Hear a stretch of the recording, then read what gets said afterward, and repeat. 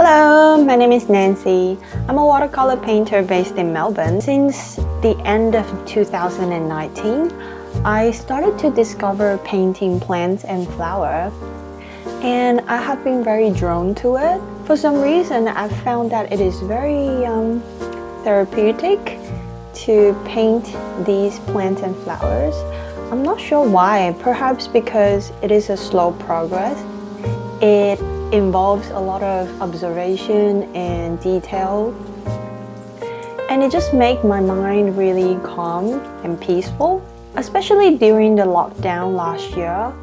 I feel that everything is so uncertain.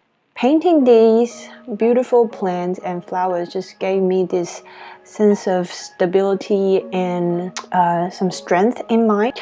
Therefore, I wish I can share my way of painting with you and hope you can find the same peacefulness as I did during the painting. In this video, I will demonstrate how to paint a Gumtree flower.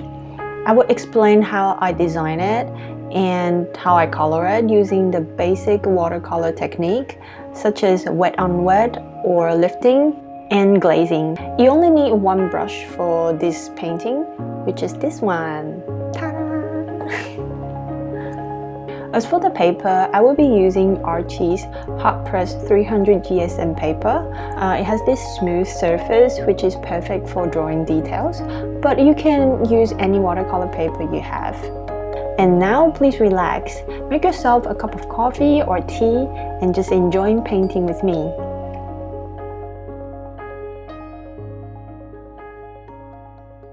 When I don't have a real plant with me, I will look for the images on the internet.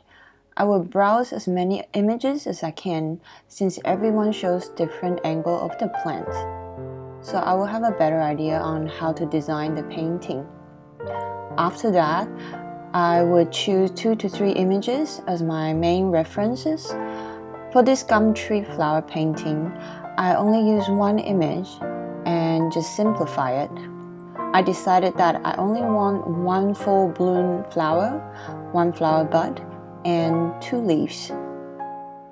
When I started the sketch, I would draw a very rough outline of everything with very little pencil mark. Then I would draw the details with slightly darker and stronger lines. Since I feel that the flowers are more important than the leaves, I drew them first, then draw the leaves behind the flowers. First, I will use clean water to wet some areas that I'm going to work on. I want to start with the stem and the flower bud, so I only wet these areas.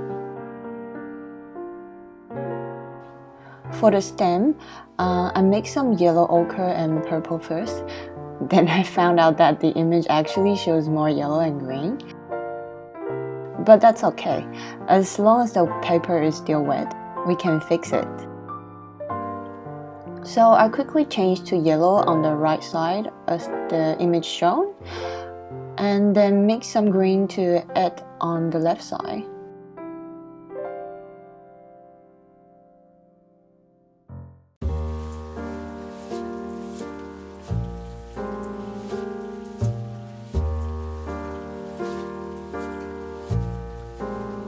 On the flower bud, there are some yellow and pink, so I added a few strokes there.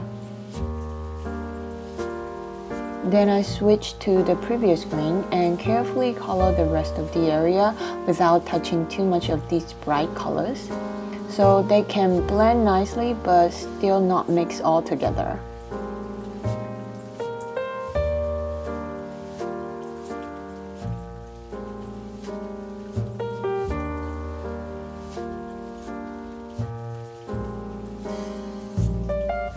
Finally, I added some darker green on the edges.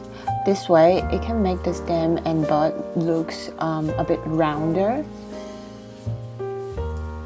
When I move on to the next bud, since it's a little bit dry, so I added a thin layer of water. Then again, I painted a few strokes of yellow and pink and switched back to the green to fill out the rest of the area.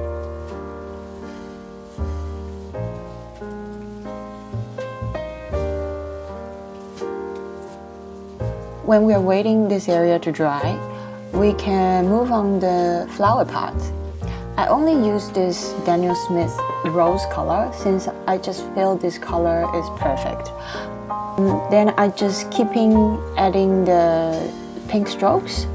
It doesn't have to be all the same stroke size, and do join them on the top area since that's where they grew out, and just leave the bottom a little bit loose.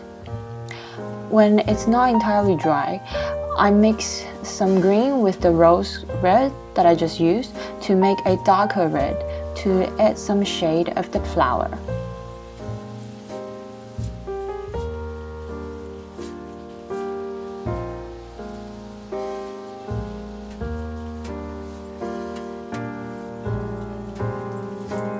For the tip of the flower, I just use some deep yellow to draw some dots.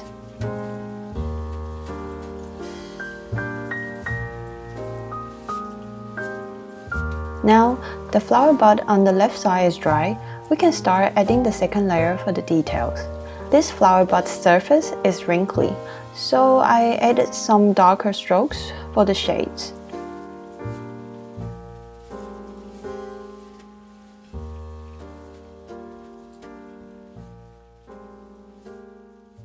I wasn't entirely following the reference photo. I just saw the colors and shapes roughly and do my own stuff on the paper.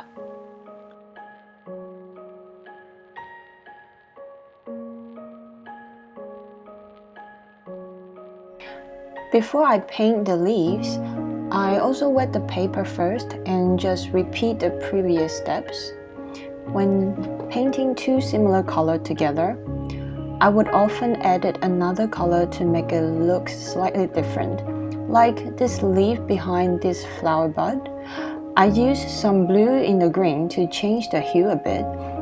If it's still not separating the two objects enough, then I will add a second layer to adjust it later.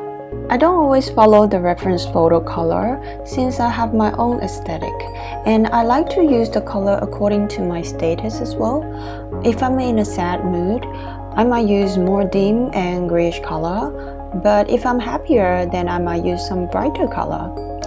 This is your chance to be more creative and show your emotions on the art you are creating.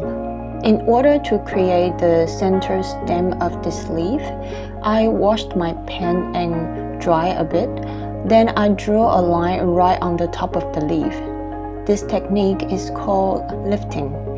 It has to perform when the painting is not entirely dry, but also not too wet. If it's too dry like this one, then you can draw a second line again with your clean brush. Normally I will use two brushes to do the splashes. I found this is a more controllable way than just shake one brush with one hand.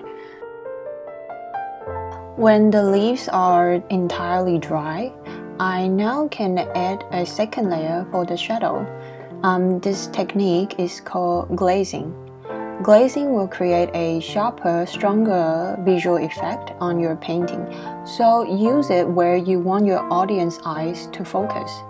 Since this painting is quite small and simple, so I just use glazing to make the shadow and bring up the plant from the white paper. Last, I drop a few clean water drops on the leaves so it can create this interesting texture.